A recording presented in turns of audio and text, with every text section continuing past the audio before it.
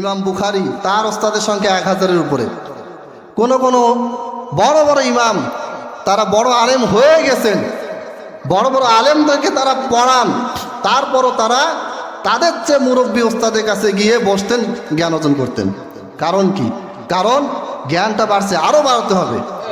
যাদের লক্ষ লক্ষ হাদিস মুখস্থ, সনদ মতন রেওয়ায়াত, আমরা তো এই যে আমি লিখে নিয়ে আসি, কিছু মনে থাকে না। কোরআনের হাফেজ আমি, তাও কোরআনটা খুলে পড়ি। অথচ ইমাম বুখারী তিনি কি ছিলেন?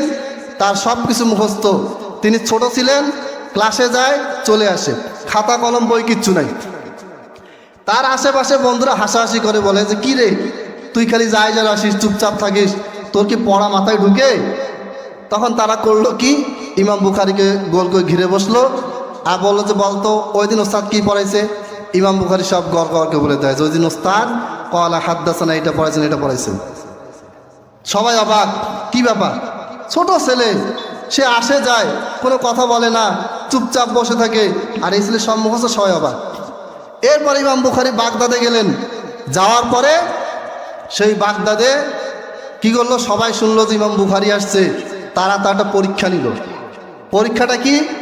তারা 100টা হাদিস উল্টাপাল্টা করে তাকে দিল, শব্দ চেঞ্জ করে দিল।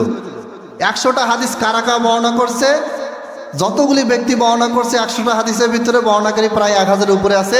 এদের নামগুলো উল্টাপাল্টা করে দিল।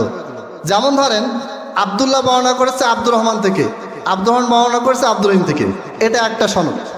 আরেকটা সনদ হচ্ছে এ বর্ণনা করছে বি থেকে, বি বর্ণনা করছে সি থেকে। আমি নাম বলতেছি না, সহজ বোঝানোর জন্য বলতেছি। এখন ওই আবদুল্লাহ আব্দুর রহমান থেকে, আব্দুর রহমান আব্দুর রহিম থেকে, আরেকটা সূত্রে আছে এ বি থেকে, বি সি থেকে। এখন ওরা করলো কি, বি কে ঢুকাই দিল আব্দুর রহমানের জায়গায়, আর আব্দুর রহমানকে ঢুকাই দিল কোথায়? বি এর জায়গায়। এইভাবে 100টা হাদিস 100টা সূত্র চেঞ্জ করে একটা একটা সাথে ঢুকাই দিয়ে বুখারীকে বললো যে বের করো কোনটা ঠিক কোনটা বেঠিক। ইমাম বুখারী 100টাই সবগুলি বের করে বললেন, এই ব্যক্তিটা এখানে ঢুকে গেছে, থাকবে এই জায়গায়, এই ব্যক্তিটা এখান থেকে এখানে ঢুকানো হচ্ছে, এই ব্যক্তিটা থাকবে এই জায়গায়। এটা হচ্ছে তাদের স্মৃতি। এই সমস্ত ব্যক্তিদেরকে দিয়ে আল্লাহ তাআলা ইসলামকে হেফাজত করেছেন।